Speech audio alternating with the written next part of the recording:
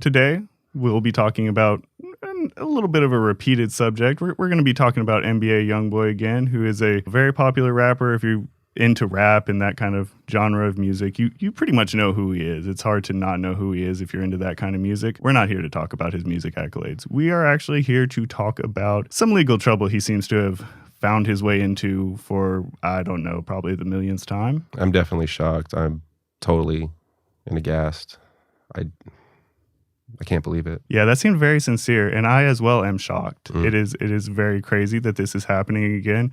I really thought that, honestly, all he did was chill in his mansion in Utah and go to church. I mean, seems pretty normal from someone that makes his type of music and, portrays the kind of imagery he portrays. But he is in legal trouble. So do you care to take the audience into what this legal trouble might be related to this time around? A judge on Thursday agreed to set bail for Louisiana rapper NBA YoungBoy, who has been held in the Cache County jail since his arrest in April on charges of what police call a large-scale prescription fraud ring. Born Kentrell Deshaun Galden, the 24-year-old musician appeared in 1st District Court in Logan for a bail reduction hearing. Judge Spencer Walsh entertained an agreement between the defense and prosecutors, allowing Galden to waive a preliminary hearing and bond to be set at $100,000. The judge then ordered Galden to stand trial on charges of pattern of unlawful activity, a second-degree felony, 15 counts of identity fraud, and then 15 counts of forgery, third-degree felonies, and 15 counts of unlawful conduct, a Class A misdemeanor. In April, a search warrant was executed at Galden's multi-million-dollar mansion northeast of Huntsville, Weber County, leading to the rapper's arrest. Police say Galden and others were calling in fake prescriptions for promethazine with codeine, a heavily abused controlled substance, throughout Cache County and Utah. Galden had been on house arrest since October 2021, related to separate federal weapons charges stemming from an incident in Baton Rouge. Galden and 15 others were arrested in 2020 in Louisiana after Baton Rouge police received a tip that a group was filming a music video with guns, according to court documents. An arraignment hearing is scheduled for July 1st in Logan, when Galden will be asked to enter a plea. Galden was told he will be able to attend that hearing remotely should he post bail. On April 26th, additional charges related to the prescription fraud case were filed against Galden in Weber County's 2nd District Court, including possession of a dangerous weapon by a restricted person, a second-degree felony, and 2 counts of fraudulently obtaining a prescription, a Class A misdemeanor. The charges were filed after investigators reported finding a gun while searching his home, as well as prescription medications allegedly obtained fraudulently.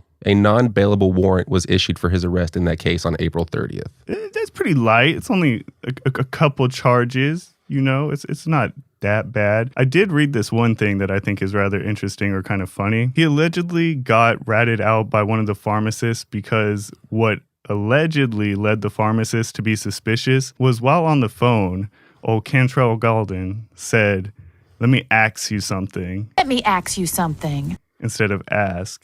And the pharmacist was kind of odd and weary about that. And then not only that, they were filling up their prescriptions rather quickly. So they were like, "We don't think old Betty needs another cup of lean, another pint." They were seeing a bunch of red flags. And when asked about the gun, he did say that it was his wife's and that it was strictly hers. And that's kind of like a little sketchy of an area because of his criminal history.